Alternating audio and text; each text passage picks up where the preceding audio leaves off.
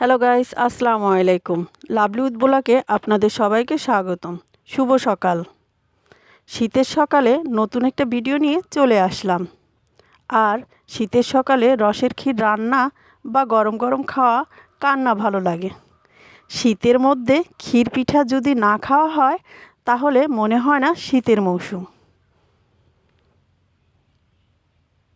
এই দেখেন ক্ষীরের ঘনত্বটা কি সুন্দর হয়েছে।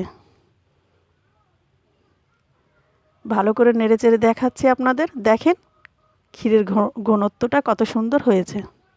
এবার একটা নারকেল কুড়ে নিচ্ছি।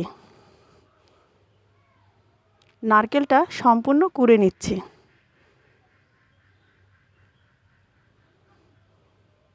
নারকেলটা কুড়িয়ে সম্পূর্ণটা ক্ষীরে দিয়ে দেব।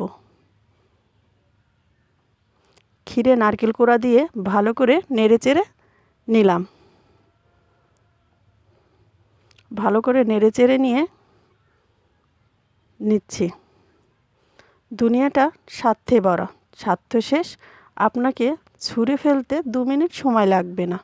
কথাটা যদি ভুল বলে থাকি তাহলে ক্ষমা দৃষ্টিতে দেখবেন। আলহামদুলিল্লাহ, আমার ক্ষীর রান্না শেষ।